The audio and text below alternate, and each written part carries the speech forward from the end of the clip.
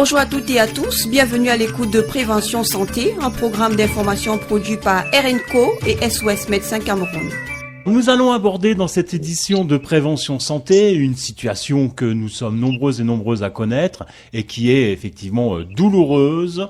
Je veux parler des infections urinaires. Bonsoir Docteur Ambolo. Bonsoir Wilson. Les infections urinaires, on les connaît, on en a tous souffert à un moment ou à un autre.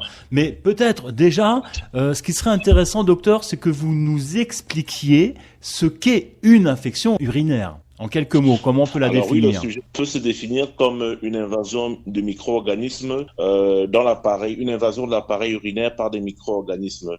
Et cette invasion peut arriver à n'importe quel niveau de l'appareil urinaire. Ça peut être l'urètre, la vessie ou le rein.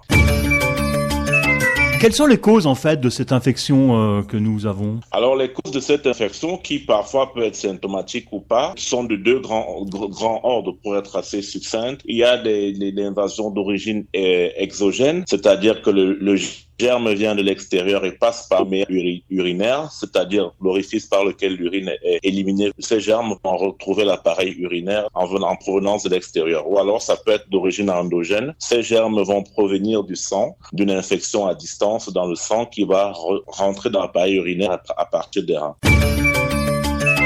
Est-ce que les femmes et les hommes sont touchés de la même façon ou est-ce que peut-être que les femmes auraient tendance à être plus touchées? C'est un peu ce qui ressortirait de certaines études. Je vous sens très bien inspiré, Wilson, vous faites bien de poser la question.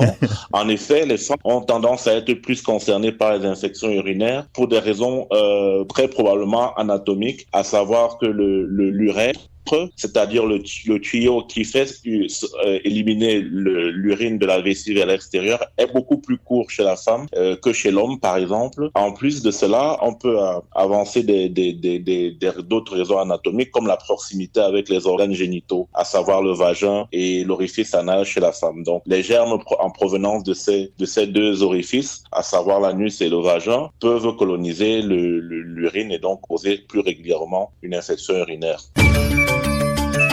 Alors, comment peut-on justement gérer ces infections urinaires chez l'homme et chez la femme? Est-ce que ça gère de la même façon? Vu la plus grande probabilité de développer une infection urinaire chez la femme par rapport à l'homme, on va dire que le traitement de l'infection urinaire doit être beaucoup plus rigoureux chez la femme. Alors, l'homme a plusieurs moyens, entre autres naturels, d'éliminer une infection urinaire. La gestion, en fait, des antibiotiques au plan micro-organique, c'est-à-dire au plan bactériologique. Par exemple, le traitement va être le même, généralement un traitement en couple d'ailleurs. Mais sinon, au niveau de l'hygiène de vie, il peut y avoir quelques nuances chez la femme. Par exemple, on demandera de renforcer, par exemple, un peu plus l'hygiène intime, l'hygiène des règles et bien d'autres conseils. Je pense qu'on pourra revenir plus amplement là-dessus. On refera une émission un peu plus complète, effectivement, là-dessus.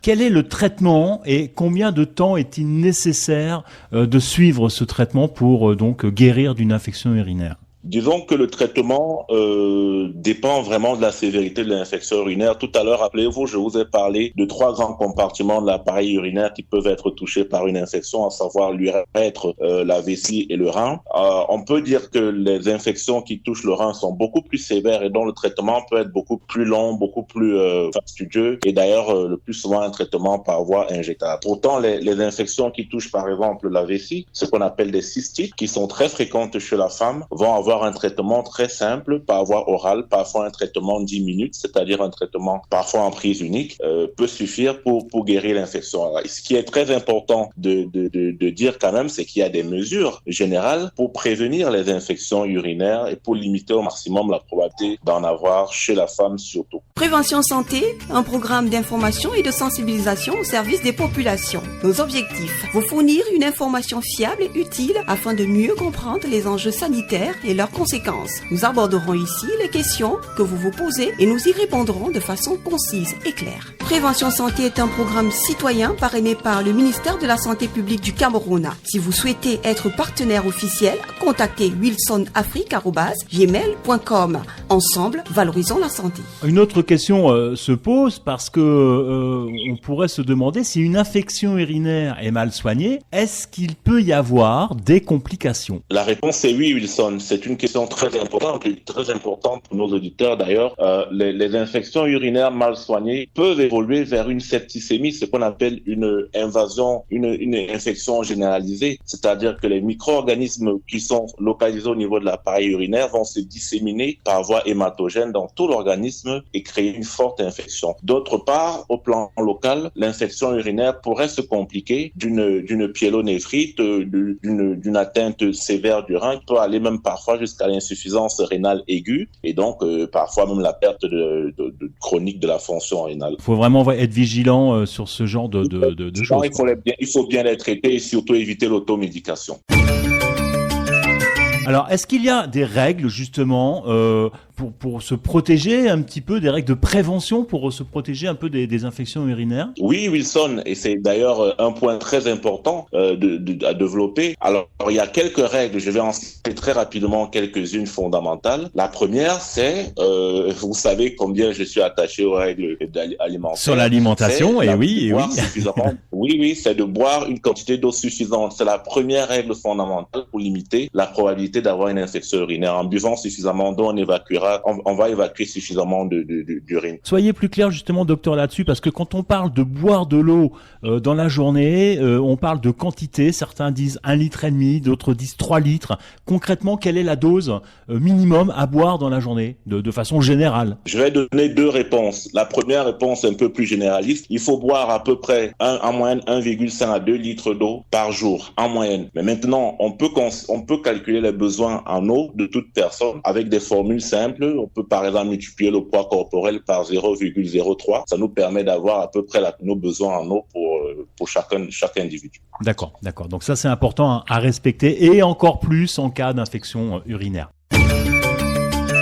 Une infection urinaire, docteur, on peut se poser la question, si on en fait souvent, est-ce que ça peut devenir chronique? Le mot chronique en médecine renvoie à une infection au long cours. Je dirais une infection urinaire peut être récurrente, elle peut devenir récurrente, récidivante, voire résistante. Et à ce moment-là, il est très important de faire des examens, à savoir un examen cytobactériologique, autant pour moi, je vais y arriver. Examen cytobactériologique de l'urine avec un antibiogramme. Et cet examen fondamental permet d'identifier nommément le microbe ou le germe qui est en cause de l'infection urinaire, ainsi que les antibiotiques ou la classe d'antibiotiques efficaces pour ces microbes-là. Donc, c'est très important de faire cet examen en cas d'infection urinaire régulière.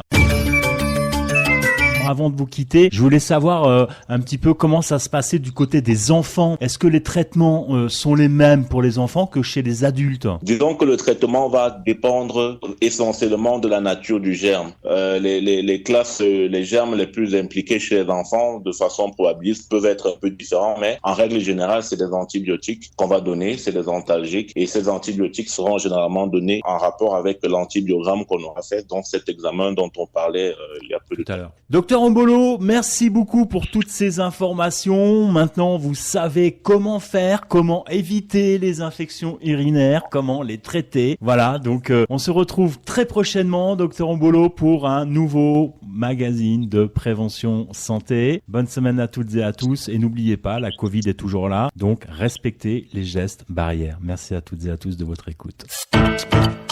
Merci à tous les partenaires qui permettent de faire vivre ce programme et plus particulièrement à l'équipe de SOS Médecins Cameroun et à son président, le docteur Ombolo. Si vous avez des questions à poser concernant notre programme, si vous souhaitez nous proposer des sujets, nous sommes à votre écoute. Envoyez un mail à wilsonafrique@gmail.com et nous répondrons à vos questions dans cette émission.